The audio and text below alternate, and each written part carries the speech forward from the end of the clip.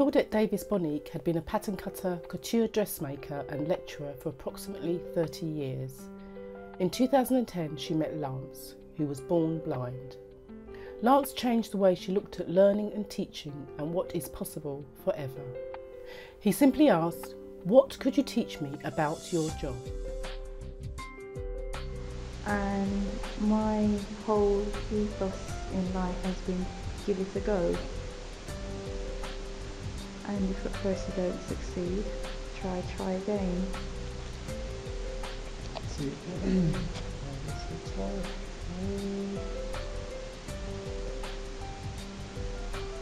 This angle here. So after Claudette's encounter with Lance, she proposed an action research plan to explore whether or not it was possible for students with visual impairment to achieve a professional level of pattern cutting at a mainstream university. The questions Claudette posed were: 1. What reasonable adjustments would be necessary? 2. What would be the possible obstacles? And 3. How could they be overcome?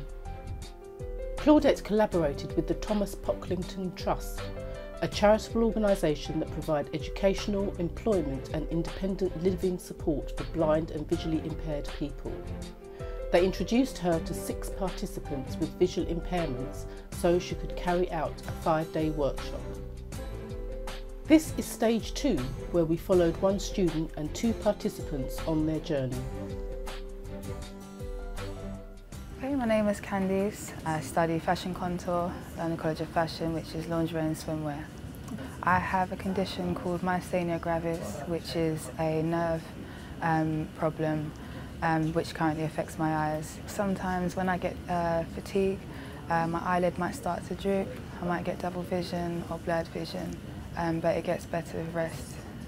Hello, I'm Mikhail, and I am a participant on Seeing is Believing. And my eye condition is called hemanopia, left and right.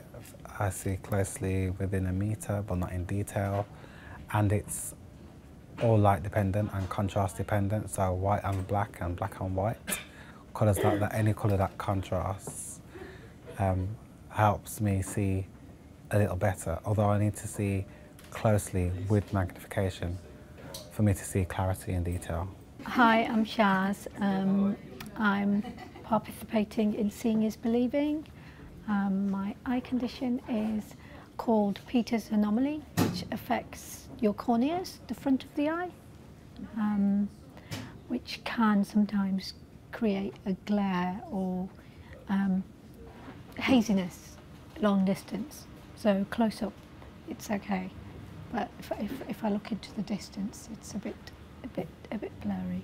Using the digitizer today was trial and error, and trying out different bits of magnification and seeing which works. Finally, for me, the magnification that worked for me was an electric magnifier, which is a screen which magnifies very strong, with lines drawn on another screen, so I can see the detail of what I'm trying to complete. But it is visually tiring, but it's a great experience. Amazing, really. I mean, it's impressive that we can use technology like that and put it straight onto the computer. So this is new to me and something that I can use for the future. It was challenging, but I'm glad I got the opportunity to use it. I think with time and with practice, it would maybe become easier. There's a couple of things I'd change on it. Like I'd make the line a bit darker, and I think I just found a different way of using the digitizer, which was, for me, I think it was a bit more efficient. One of the really important things I think the Seeing is Believing project has done in both its phases is to help us look at what looked like it was impossible beforehand. A number of preconceptions have been overturned in relation to what students with problems with their sight or who are totally blind may have in considering a creative arts education. Do you think that education has become very visual centric? which could be a disadvantage for visually impaired students. Marshall McLuhan said, I think once, that all our assumptions are out of date, so I agree with that. So this project probably is very good for exploring some of the aspects of curriculum and education. The Seeing is Believing project was incredibly interesting.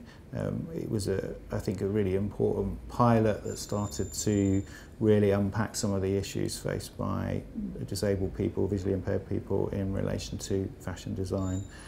I was lucky enough to go along to the celebration event at the end of the project, and it was amazing. It was really incredible to see the joy and real sense of achievement by everyone involved, not just the students but also the staff that were involved as well, and I think that's been a really important stepping off point and catalyst for the further work that Claudette's been doing in this area. Claudette came and gave us a little talk about what she's working on, her Seeing is Believing project, and it's made me think about possibly how I could reflect on my teaching practice within my course and with my course team, so that we might be able to facilitate partially sighted or vision impaired students joining our course in the future. We have a lot of dyslexic students in our course cluster at the moment, as many as 25% in some groups. We've had to think about visual ways of teaching them. So my thoughts were thinking about sensory ways to teach students who might want to join the contour courses, or possibly running a pilot with Claudette. It could be something that would be really interesting. Technically, for contour, we have to work on very difficult drafting techniques for some realisation, but more and more our students are working with block patterns. So my thoughts here were perhaps like on Braille for books, the marking and the international symbols and terms that we use on patterns could be made into some sort of Braille format, so that students could touch the patterns and feel the markings and learn about the information on the patterns. The other thing that I think is even more easily attainable, a lot of our students work in 3D development when they're working on projects, bras, swimwear, nightwear. We have 3D stands, and students work with the fabrics that they're going to use for the final garments on the stands. So again, perhaps with somebody to guide them, but just using their touch, their sensory perceptions, they could quite easily start to develop items of nightwear and lingerie. And also the advantage, because it's small pieces, they could actually touch all the pieces of a bra and maybe get a feeling for what the shapes of these pattern pieces are in their heads just from touching them. I'd like to see how you feel about these. So this is the back of your pants, and when you draft the back, I'd like you to try that one, and you can give me your opinion on whether you prefer to use this thin version or this tactile with that stuck on. So it comes originally like this without, so I've just fused it onto there for you. So far, what do you think? So far it's very helpful. So when you're comparing it to using this, do you think you get on with that? It's a lot more sturdier around the edges, and the letters are raised, so it's a lot more helpful. Yeah? Yeah. Okay, so finish drafting that one, and then we'll have a go at doing the back and see how you cope with using that one. Okay. Okay.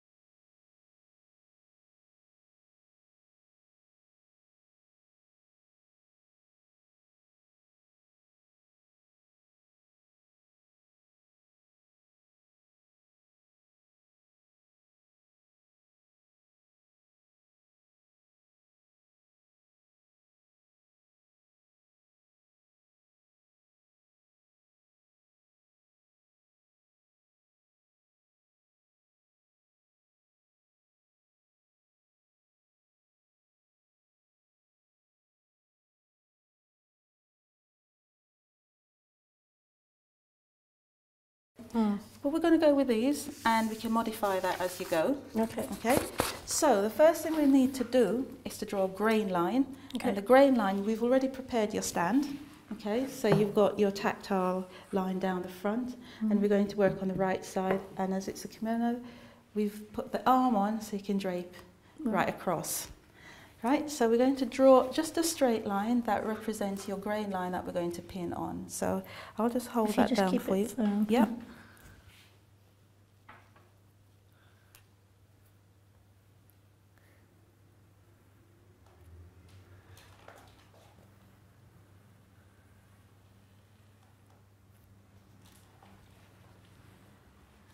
Okay, you're doing well. Getting nervous. Okay, what we're going to do, we're just going to extend the line so that we've got the full length of this violin that we're using. Okay, hold on 1 second. Get that out of the way, yeah. So try and get the line onto it. Can you feel? Yeah.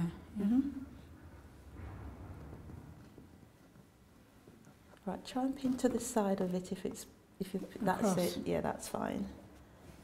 You're doing well. Right, Mikhail? I'm not doing it, I am? Yes.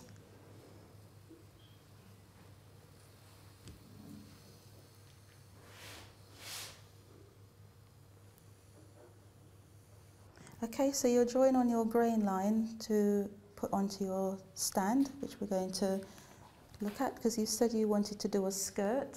Yeah, here it is. Sorry. Right. So here's the sketch we discussed earlier. You said you wanted it fitted at the waist. Yeah. And then flowing out at the bottom, and then flowing out again. Is that to your liking, sir? Okay, let's pin that fabric on the stand then. Okay.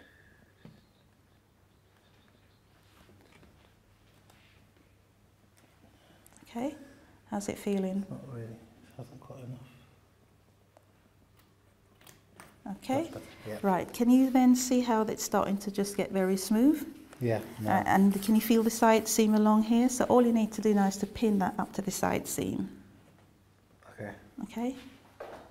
I didn't really have to feel that I ever needed to take on board from my side that there was any impairment to anybody, because they all joined in and had opinions and had produced fashion, and that's what I'm used to people doing. I'm used to working with designers who produce clothing, and then I've got to make it look a certain way, and that was exactly what I did today. So in some terms there was nothing different. I sort of feel that as a college or as any institution, as any business, will make provision for people in wheelchairs to access a building in the same way they can make provision for people with visual impairment. And a lot of that, from the feedback we've had today, is just a few small adjustments, particularly lighting. But then lighting helps everybody. And often that is a problem in any older building, is that lighting can be quite poor. So good lighting would benefit everyone. It's not just for people who might have a slight visual impairment. I think any creative process comes from within people's minds. And as long as they can find a way to get their ideas across, then they have as much right to do that as anybody else. And will probably have as good, if not better, ideas, because that comes from them. It's got nothing to do with any impairment. So it's been a good day. It's been really positive, and I think they were very pleased with what they got. And I think when they see the photographs and the video, I think they'll be very excited. Hopefully everyone will. Oh, wow. That's really nice. Now. Oh, wow. Yeah, this is good. Great. Great.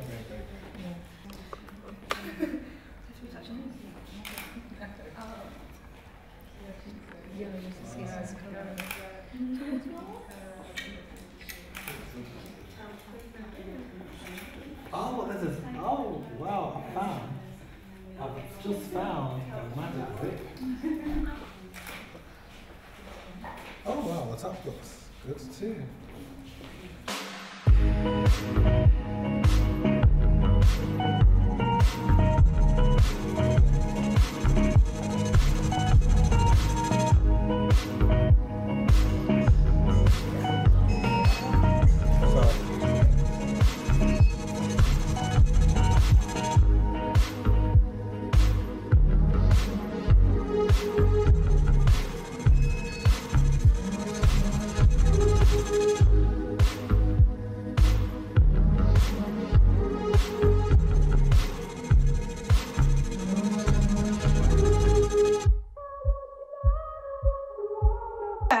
yeah, I guess like the traditional way of printing is on the floor like this, on a desk that's kind of in front of you.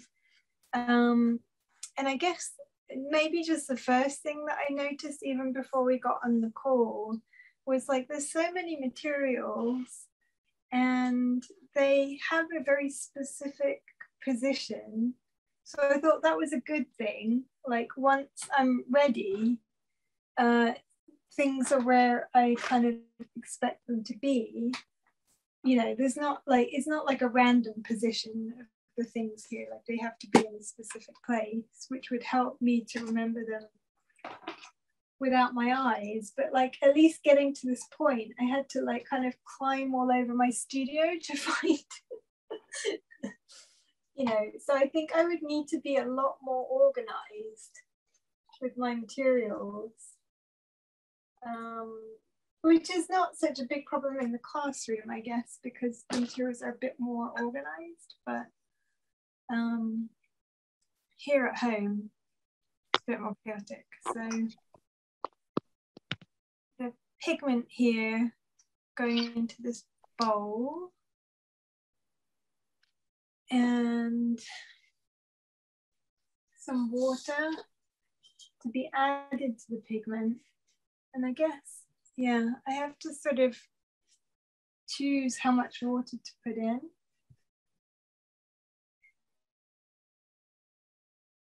At school, we also have like little squeezy bottles of water. So I think it would be possible to maybe, I don't know, with the squeezy bottle, you could actually choose how much water you wanted quite precisely in the bottle beforehand, even before you got to the stage, maybe. Okay.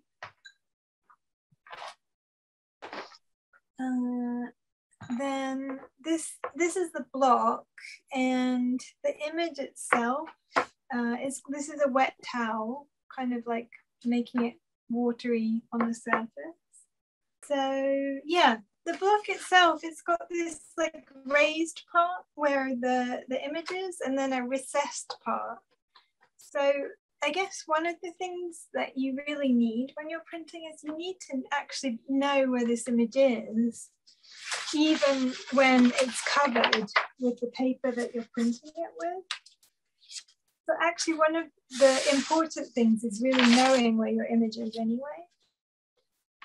So I think that could be kind of an important part. And then to begin printing, you have this broomstick and the pigment, and you kind of smear it across, and you pick up the brush. You have to travel around this area. Sound changes slightly. Maybe you can feel it through the brush, but it feels quite, you know, delicate at that point. Maybe more in this motion. So after you've done this kind of scrub the dishes thing, along the grain very gently, and I do feel the bumps a bit more clearly, I think. And then there's like this physical stop, which you can definitely feel, like you're looking for a physical stop more than the visual one when you position it. Grabbing the baron, gently touching, and at this point, you know, I can't see the image because it's covered by the paper. I have to kind of know where it is. But I mean, I guess like, I'm sure that my eyes are doing some work for positioning, but I'm also really feeling it through my hand.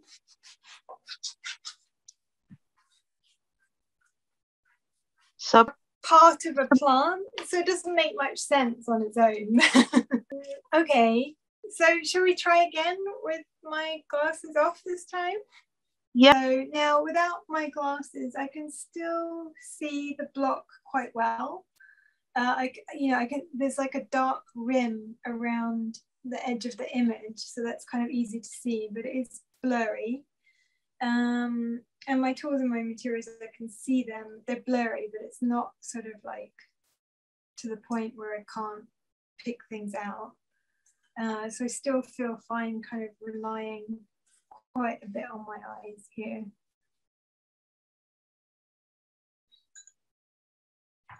And it's a very, it's a very repetitive process. If you had some feedback from someone nearby to you, I think you would be able to adjust to your block after you printed it a couple of times. Like a rice glue, it's because we use pigment without any binder in it, and ink usually has binder in it. So in order to turn the paint into ink, we have to use this kind of starchy material that allows it to sort of spread rather than just sink into the block. Is it important to know the quantity of that to use? Yeah, I think it is. Yeah, I mean, it is, but it's related to the size of the image. So if you've got a very large amount of surface area, you have to use a lot of glue. And then if it's very spindly lines, you have to use less glue. But what's even maybe a bit trickier is if halfway through the process it's becoming very soapy, you really might not know that without, if you can't see it, you would really have to touch the edges of the block to feel how it actually felt, because it would feel sticky and soapy, and it should feel relatively thin. I guess that I'm monitoring it each time, but maybe it changes probably every third or fourth print rather than every print, perhaps. Okay. And of course, yeah, and of course we would monitor it in the result as much as on the block, I think, as well. I'm not sure. I think that maybe if I wasn't a teacher, it would be a subconscious thought, but because it's something that my students struggle with quite a lot, I'm always sort of vocalizing it and trying to get them to notice it.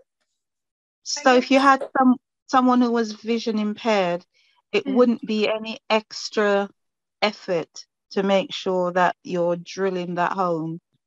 Yeah, I think as a teacher, it's something that I'm sort of talking to them about a lot, and it's not that my students can do it because they're sighted. Quite the opposite. They can't actually see the problem without me pointing it and sort of creating the vision for them, if you know what I mean. It's until I say it, they can't see it anyway. Printed one without my glasses.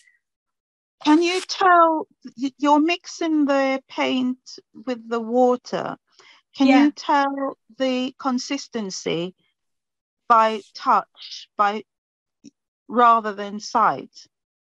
It's really interesting that you say that, actually, because the much more traditional way of making pigments in Japan is you mix dry pigment with your finger in a bowl like this. With this stuff called nikawa, and you kind of mix it into a paste, and then you add water with your finger.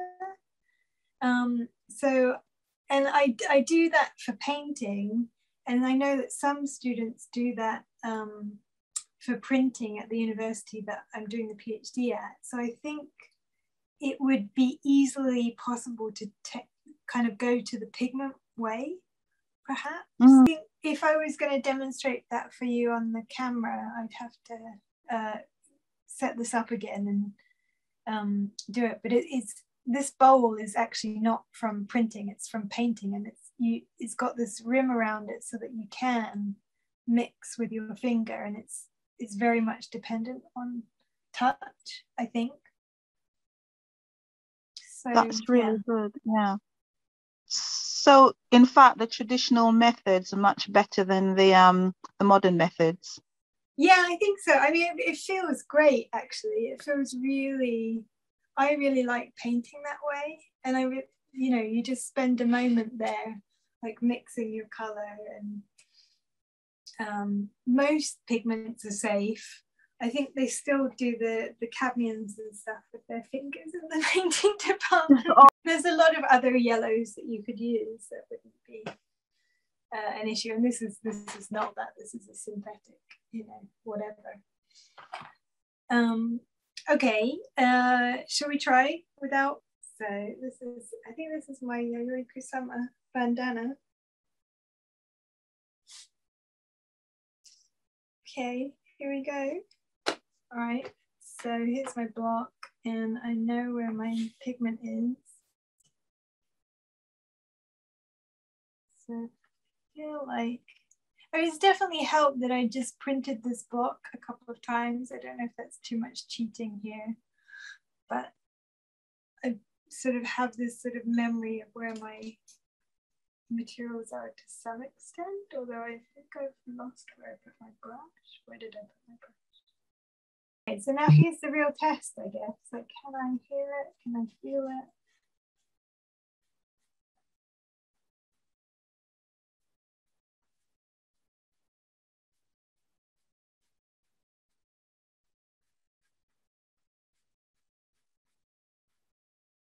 Yeah, it's hard. I mean, I think I would need a much better mental map.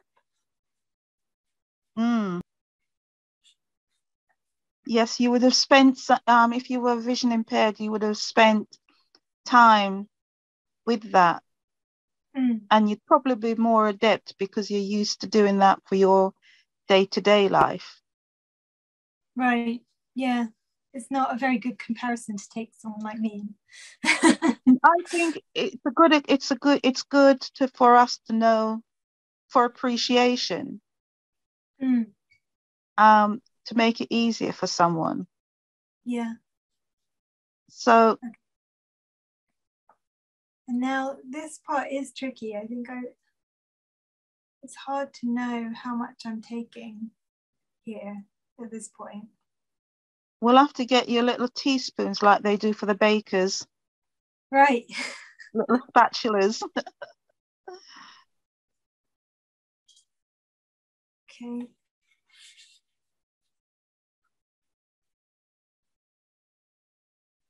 Yeah, I think the inking itself, because it is so tactile, I think that this is something that you would adapt to quite quickly, especially since there is this whole process of you have to print a few copies to get the block to even behave like you want it to.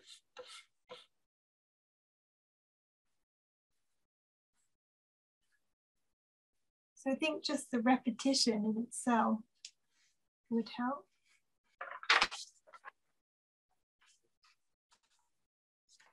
Are you using an existing one by the look of it, Louise? Yeah, that's no problem, because you would print more than one color on the same image. Oh, okay. Now I've got to find my baron, which I put somewhere. Here it is. Okay.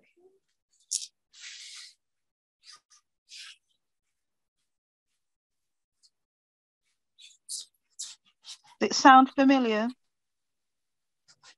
Yeah, I mean, it's much more about how the block feels, actually, knowing how much pressure to put. Are you working more sensitively? I think I'm kind of aware of how it feels in my hand, how the pressure feels in my hand. And then all of the observations over the years of students and them not putting enough pressure. Yeah. Okay, well, let's see how it is. I guess you're going to see it first. Yeah. Okay, well, actually, you know what? I mean, the printing. Okay, so clearly I wasn't noticing that this is sort of falling down here.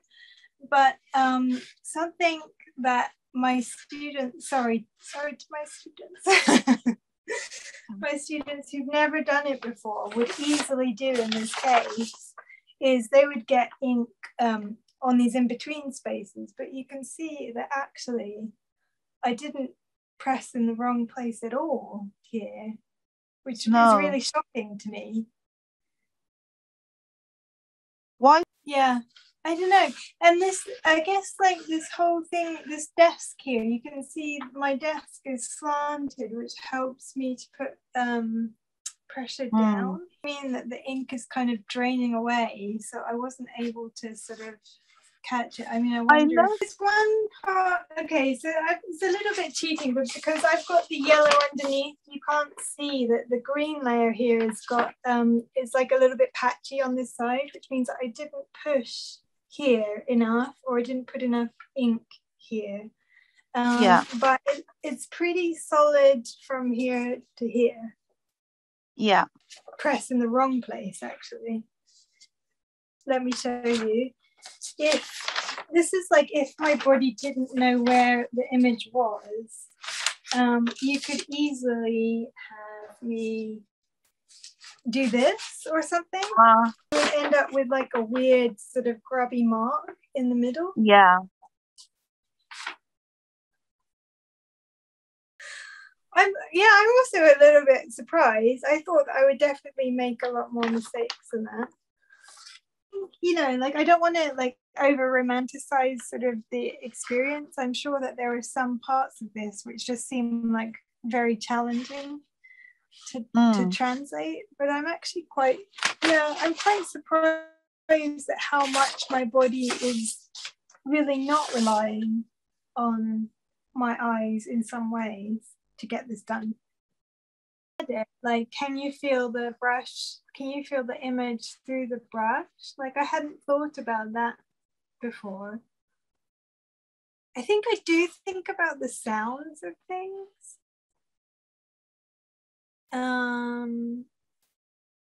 Like maybe more so with carving. Like if someone's carving too shallow, I can just hear that they're not carving deep enough just from the sound.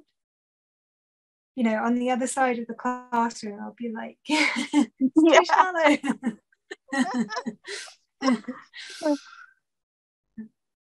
Yeah, no, I think it's hugely like in your body. And that stuff that you were saying about the desk being set up, right? Like, I just feel like there's so many things to do with the way that you make work digitally that kind of like encourage you to forget about how much your body needs to learn.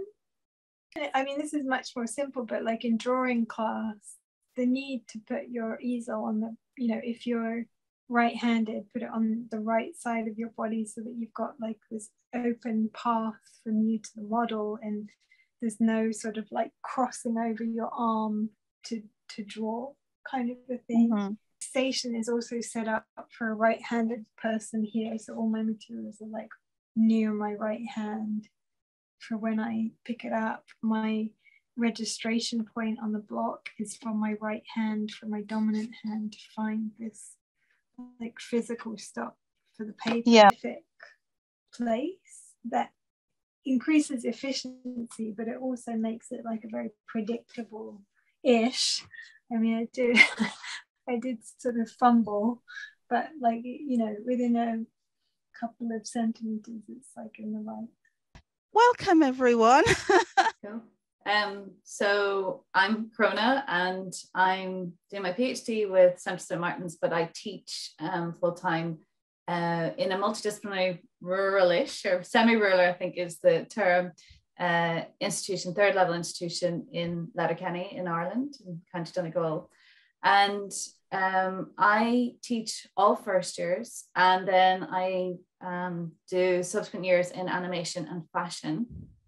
And the programs that we have in LYT in Letterkenny are animation, fashion with promotion, graphic and digital design, film and video, digital video, and photography. And I've taught on all of those, and my experience with teaching students with visual impairments is varied, actually.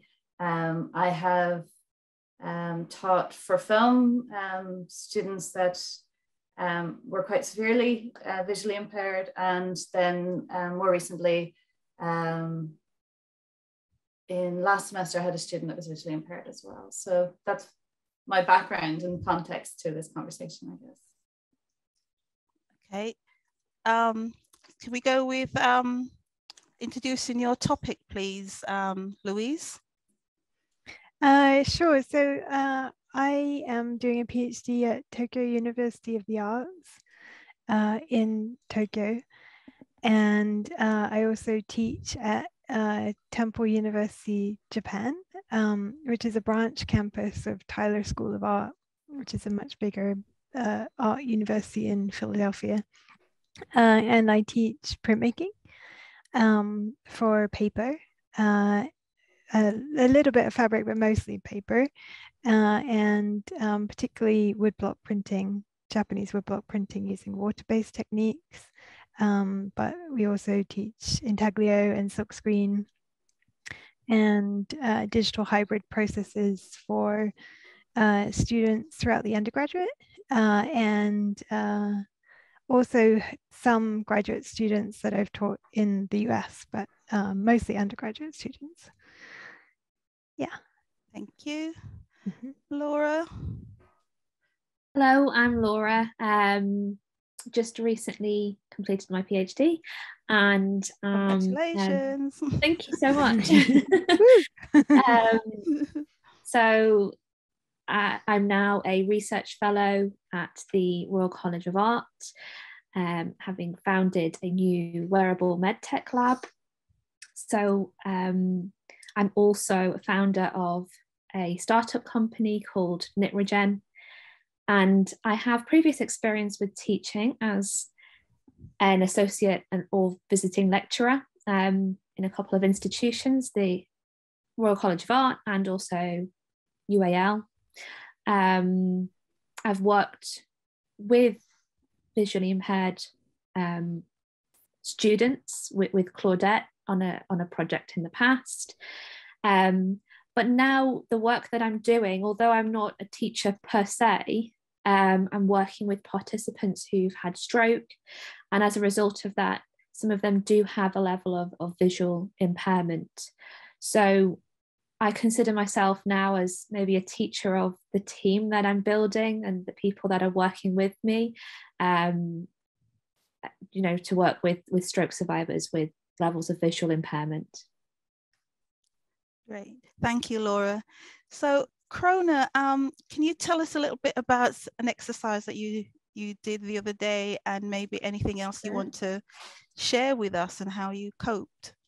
Sure. Well, it was a prompt from you, Claudette, which was great to make me reimagine one of the exercises I would generally do with my students. And the program I chose was a fashion program, and the module was fashion illustration and life drawing. And it was the life drawing aspect of it that I worked with. And I guess the sort of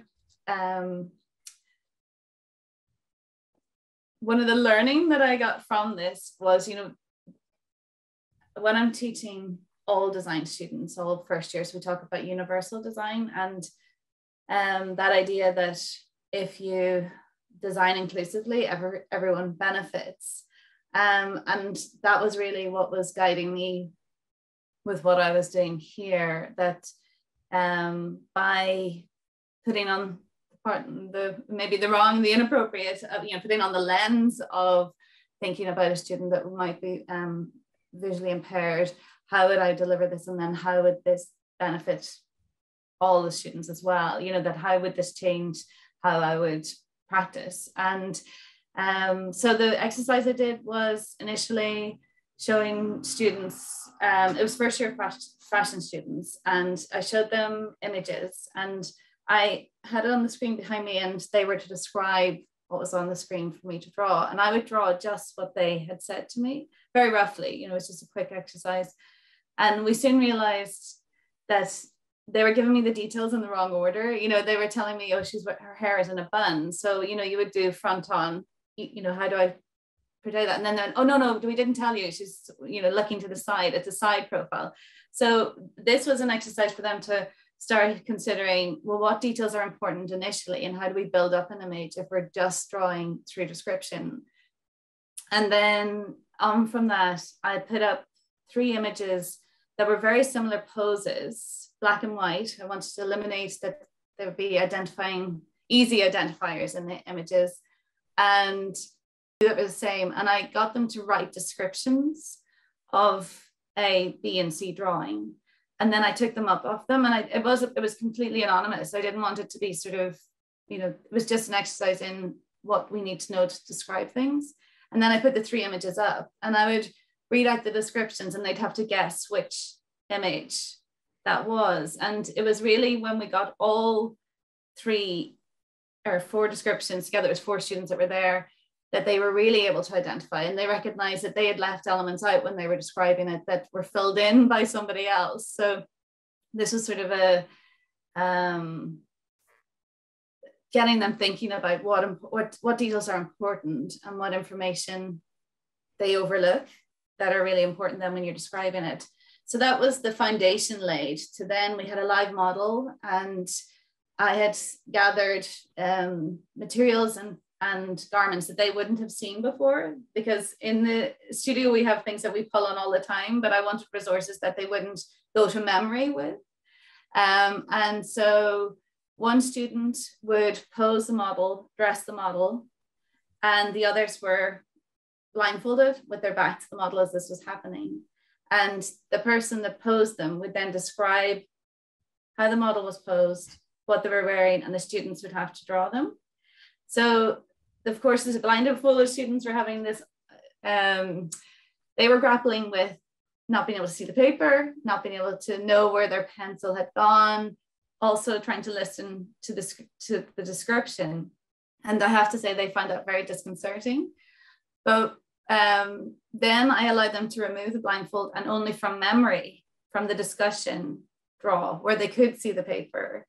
And then they turned around and drew the model as the pose. So in that way, it steers away from just being specifically for a visually impaired student, but it was a really great process for them to go on. And actually the model was brilliant, because as they were doing that, she said, well, how about if the person describing is drawing as they describe? And that gave another layer again, because they were understanding what they had to do as they drew, what details they needed.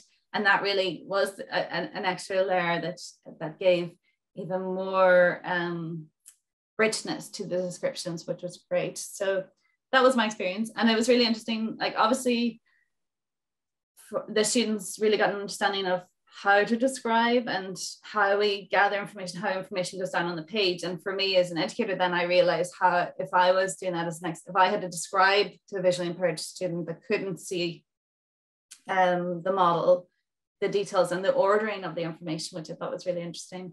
And then for me as well, like that idea of, one of the things I said to the students that when we're looking at alt text for descriptions, that they now know what's important for when, there's a priority in the information that you give and what's really important things that you have to do.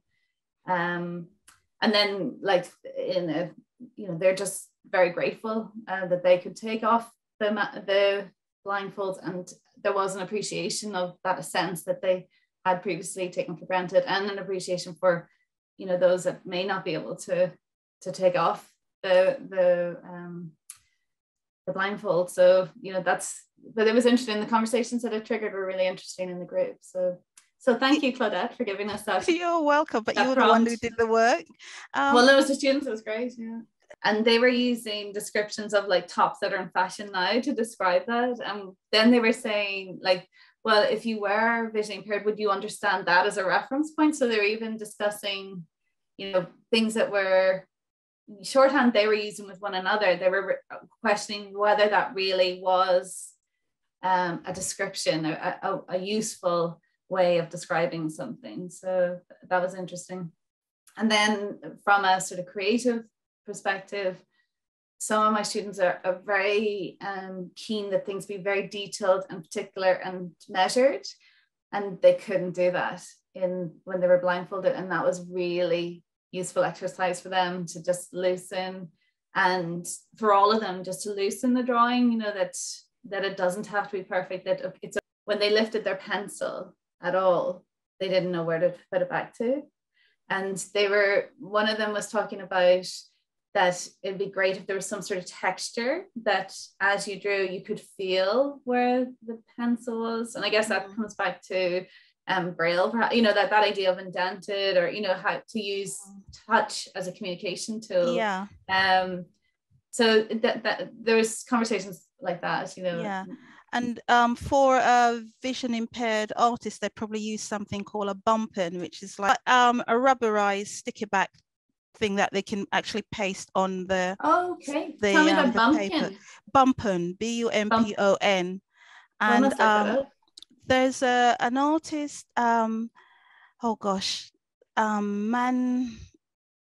his name's just gone out of my head. It'll come back to me soon. And he painted great big pictures, and he used Bumpins on his paintings to guide him, when he was using colors. The Bumpins comes in different shapes as well, and sizes. So he could put these on his Sergio Mann, I think his name is. And he's recently passed away, but he's one of the vision impaired artists who create massive paintings and use that all over the place just to guide him. And I think when you're vision impaired and you love something enough, you find ways around it. And this thing about, the indentation in the paper, that's something else. If they would soon be able to find, because they've just done that, the ones that soon make ways. I think that's what the body does. Yes. It finds, we find ways to compensate for things we can't do. And as we are not trained as specialist teachers for vision impaired students, we actually are describing things totally differently, I think differently to how they would describe things. Yes. Because they've mastered, that's their tool, and we're literally trying to just make do with what we can when we can, but it still works because it's real life. And I picked up on the fact about the communication skills and how, as sighted people, that we replace our words with sight, because we're all looking at the same thing. Sometimes we don't even finish a sentence properly. We're moving on to something, but because we're all sighted, we know what each other mean. But if there's someone who's deaf or vision impaired in the audience, or whoever we're speaking to, sometimes we have to be a bit mindful how we stop using colloquial terms maybe, or we've got cultural references, and it's in the fashion industry, and I'm sure in every other industry, we've got our own language, and we tend to just roll those off the tip of the tongue. But in a general audience, people don't actually understand them. When we're teaching somebody who's vision impaired, sometimes we have to be a bit careful as well how we use that language. And I loved how you talked about how when they were describing something, they were processing all the way through when they had to do what they were telling someone else to do, that it wasn't quite working. I was just thinking about what you were saying, Crona, about the use of Braille and sort of more haptic-based methods of identifying space and place. And just, a thought occurred to me is that how does this then change if it's repeated time and time and time again? Do they necessarily need to rely on another form? Do they need another tool, or is there some sort of intuitive nature that kicks in? And I think that's what Claudette was sort of building on there, with compensatory strategies and understanding how people can learn and work around what is there, what is the norm, whatever the norm is. So it was just a question really, if you maybe repeated this multiple times and saw how the students might have changed or developed their responses in terms of what you were seeing initially. Well, I think even just you know, obviously each one got a turn, and all of these were all sighted students, but I think when we came to the last one, they had learned from the experience as well. So they're, you know, just by each of them participating in the exercise. And the other thing, I guess, there was 4 students, which was very manageable. And I wonder if it had been the full group of, you know, or a larger group, how, you know, obviously they would need to have had the opportunity to have the experience, but I think that repeating is a really important point, Laura, and also learning from their comments and going through it, what they could, if I was then to do this, what I could learn from their experience as well. I think that each iteration did improve it, and if there was more, then you would, I imagine that would exponentially benefit as well. So that experience, that was a shared experience for everyone. So it wasn't just the backwards and forwards between 2 people. It was for everyone. Yeah. And I wanted that. Well, one, because there's, in some ways, that person that was, you know, the students found that nervous, which is interesting. You know, they weren't confident. And I guess that's a politeness as well of, you know, directing the model or making decisions. I think there was a responsibility there that they had to get their head around as well. So that I hadn't considered. I'm not sure why I was thinking that, but oh yeah, I guess because they were directing, the person that was posing the model took on a leadership role almost in that session, and I think that was really interesting as well. You know, that it was their voice that was directing the others. It was their choices that staged the model, so that was interesting. Just going straight back to what Crona was mentioning there, and this leadership quality, I think that's really interesting. But then I think it also brings up this potential issue of hierarchy in decision making and guidance and support within or between the visually impaired community and other communities, if we are to separate them so you know, drastically like that. I just wondered what everyone thought about how that occurs within education. Well, I suppose I would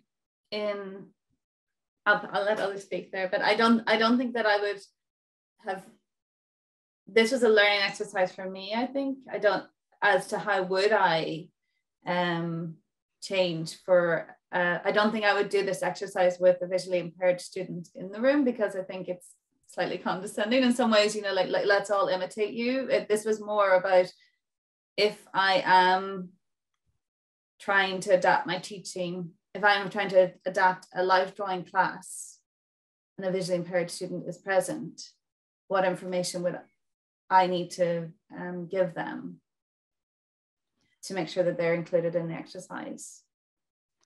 But I think that's a really good question to open up to everyone. Yeah.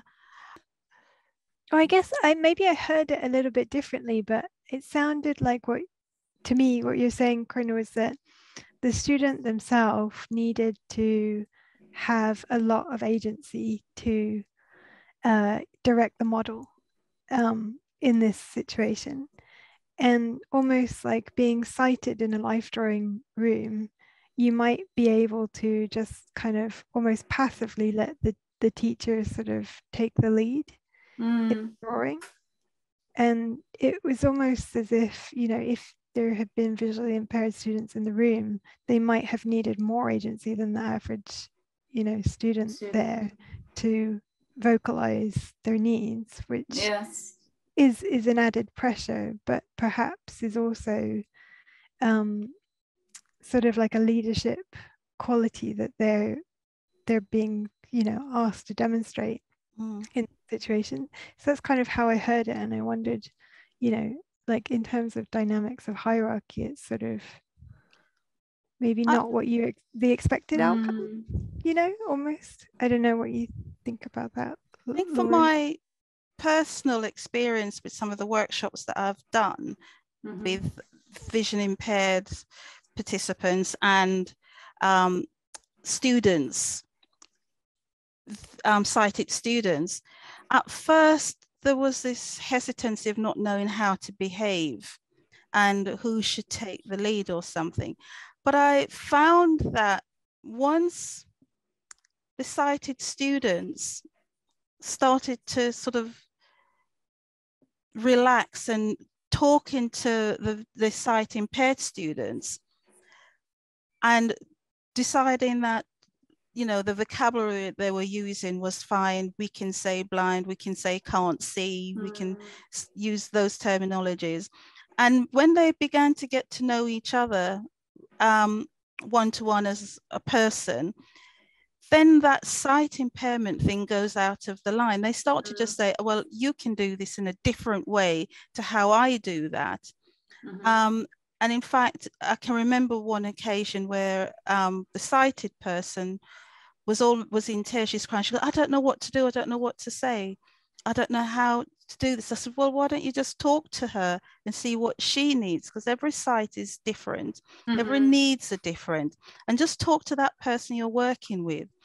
But within 5 minutes, when she'd gone back into the classroom and they started to talk, there wasn't a hierarchy anymore. It was like switching of ideas. And it was like, well, this is how we usually do it in class because we can see. And they said, well, if that's what the output needs to be, I can probably do it this way. And I test it out like by doing X, Y, or Z. And then the sighted person would be saying, oh, I'd never done it like, I never thought about that. And so with that exchange of ideas, there is that respect that they start to build between each other.